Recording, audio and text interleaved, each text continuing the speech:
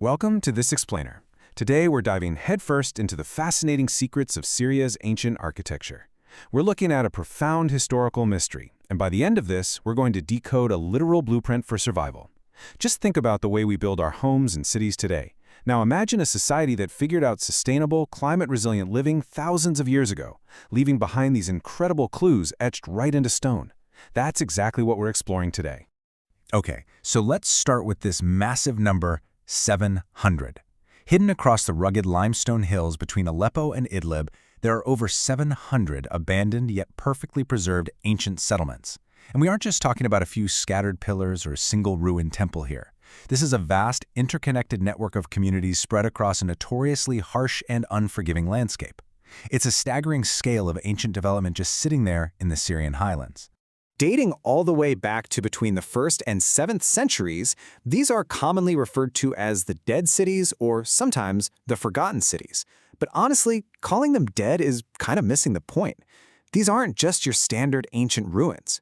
Recent archaeological excavations and cutting-edge 3D modeling have peeled back the layers to reveal that they are an absolute masterclass in environmental resilience and urban planning.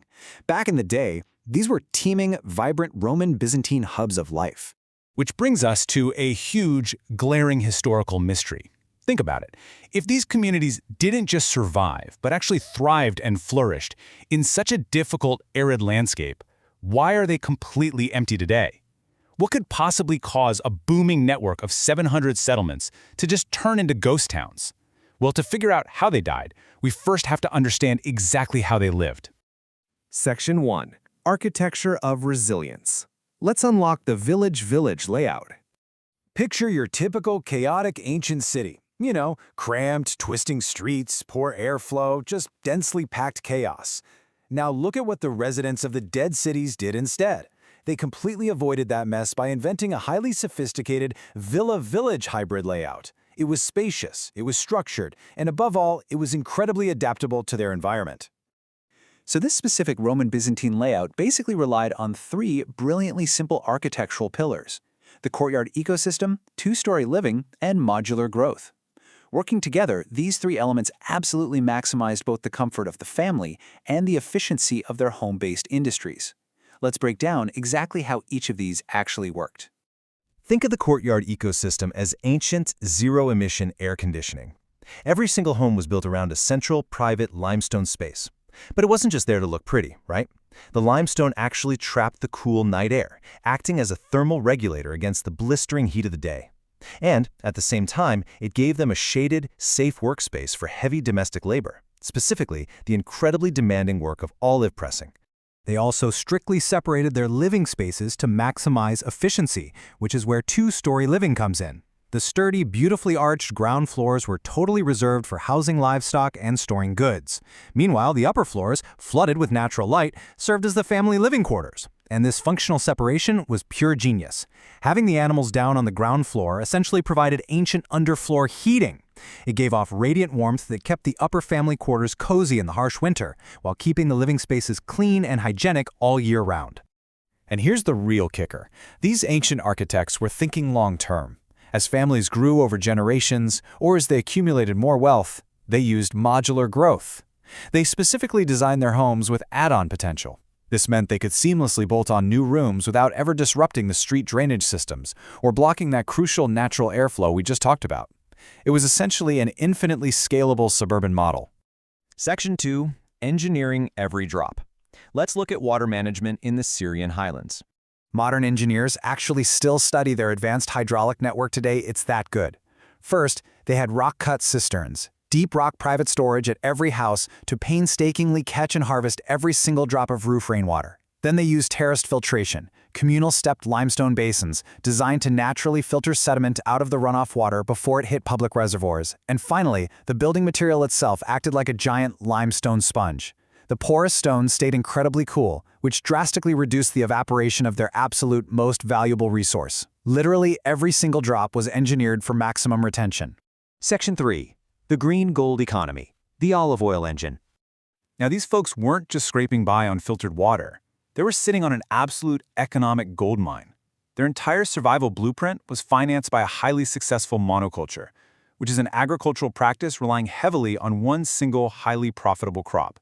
For the dead cities, that crop was olives. These settlements actually functioned as the industrial heart of the entire Mediterranean olive oil trade. They were churning out the green gold that kept the ancient world running. And there's a massive twist uncovered by modern archaeologists here. The dead cities weren't inhabited by peasants, but by a wealthy rural middle class. When we think of ancient farming, we usually picture, impoverished laborers toiling away. But actually, these residents were highly wealthy entrepreneurs.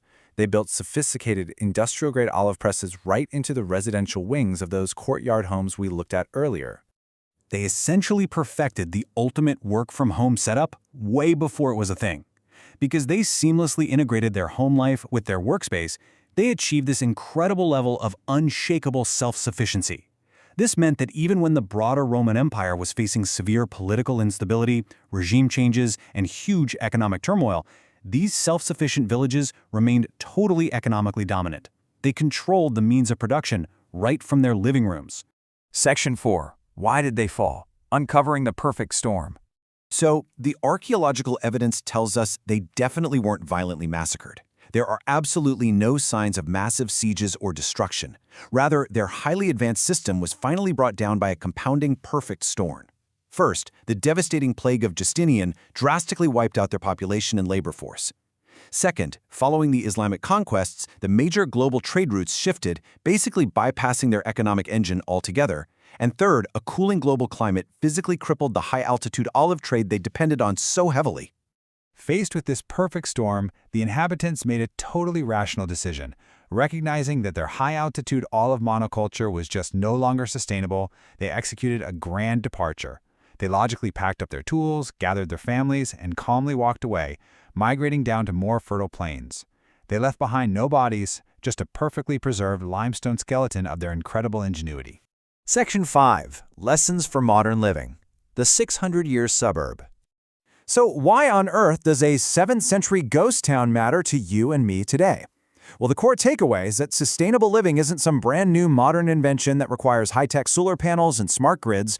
By utilizing local, thermal-regulating materials, committing to intense water conservation, and designing flexible, modular living spaces that adapted to family growth, these ancient Syrians created a societal blueprint that outlasted most major empires. They achieved true sustainability. I'll leave you with this final, kind of provocative thought. Their perfectly adapted limestone blueprint thrived in a remarkably harsh environment for over 6 centuries. Look at the cheaply built, sprawling developments surrounding our cities today. Considering how we build right now, how long will our modern suburbs really survive? Thanks so much for exploring the dead cities with me.